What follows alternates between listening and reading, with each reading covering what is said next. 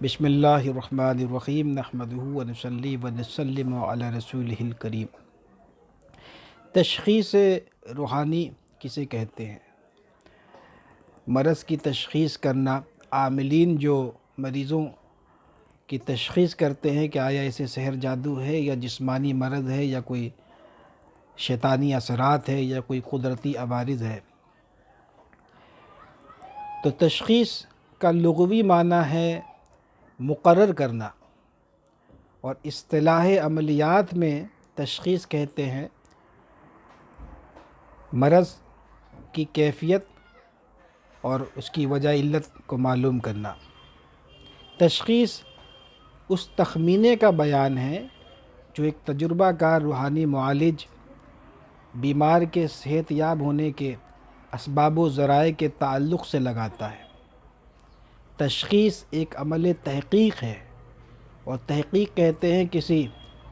مرض یا مسئلے کے حل کے لیے معتبر ذرائع کو بروئے کار لا کر اس طور پر تجزیہ کرنا کہ اس مسئلے کا صحیح حل نکل جائے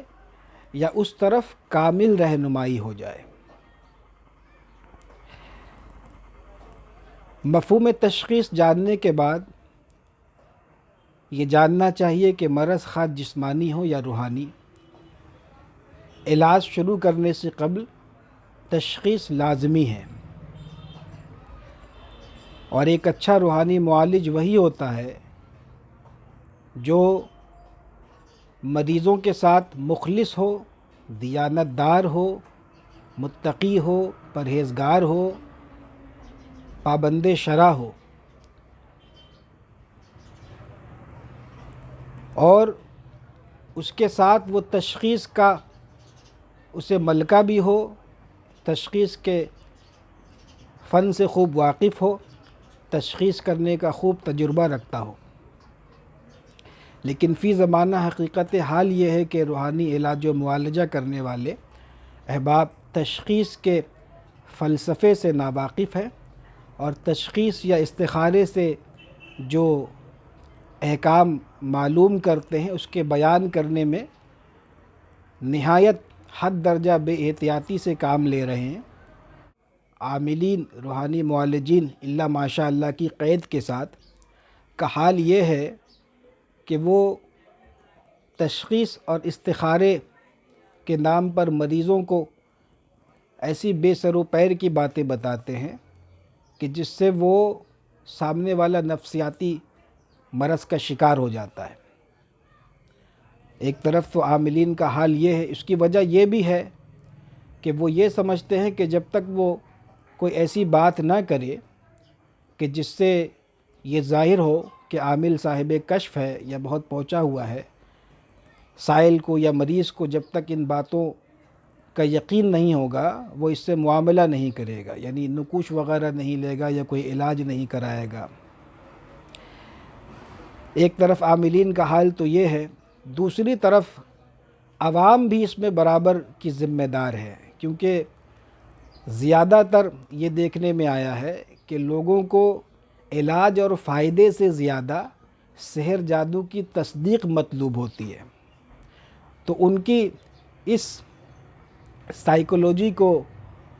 کا فائدہ اٹھا کر عاملین بھی خوب رام کہانی بناتے ہیں۔ تو میں اپنے تمام احباب روحانی معالجین کو اکثر اس قسم کی لایعنی باتوں میں پڑھنے اور بے سر و پیر کی باتیں بتانے یا بنانے سے ہمیشہ منع کرتا رہا، اور فقیر کا تو یہی طریقہ ہے، جیسا کہ آپ احباب جانتے ہیں کہ میری کوشش یہی رہتی ہے کہ اس فن میں جو خرابیاں در آئی ہیں،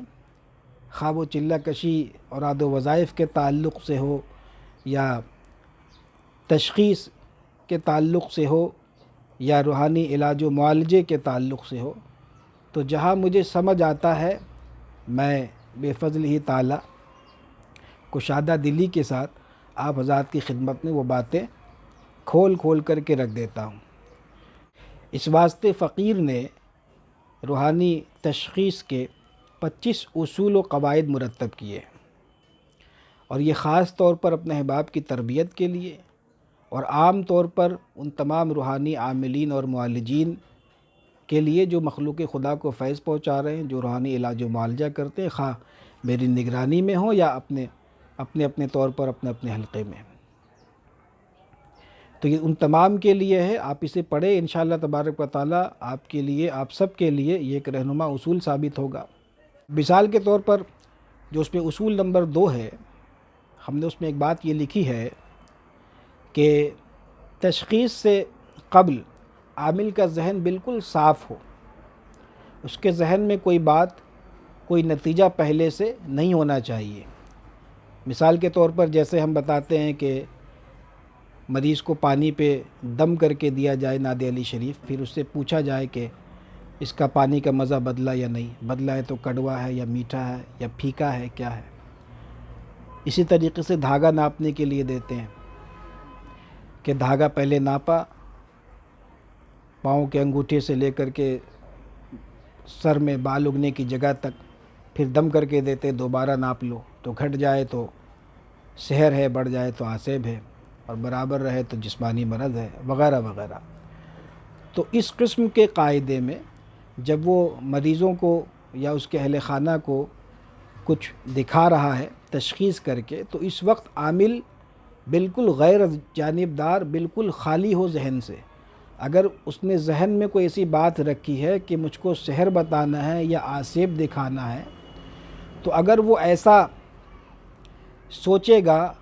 تو پھر عامل جو ہے وہ خائن قرار دیا جائے گا، خیانت کرنے والا ہوگا، اور یہ سب کچھ ممکن ہے کہ عامل اپنی خیال کی قوت سے تشخیص کے نتیجے کو اپنے مطابق ظاہر کر دے، یعنی کہ یہ دکھانا چاہے کہ سحر ہے، تو وہ جو ناپ رہا ہے دھاگا وہ گھٹ جائے گا،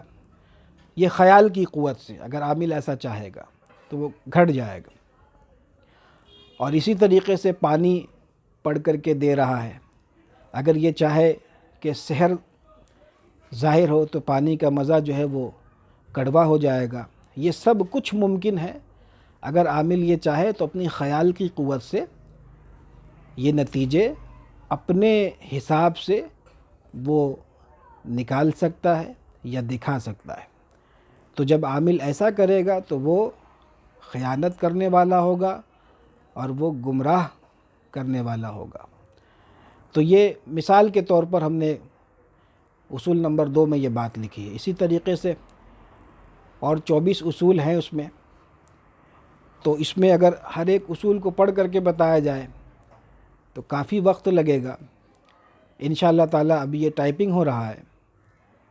جب الوفاق کی قسط نمبر 11 آئے گی جنوری میں تو آپ اس کو دیکھیں گے انشاءاللہ تعالیٰ، اس میں پڑھیں، فائدہ ہوگا، اور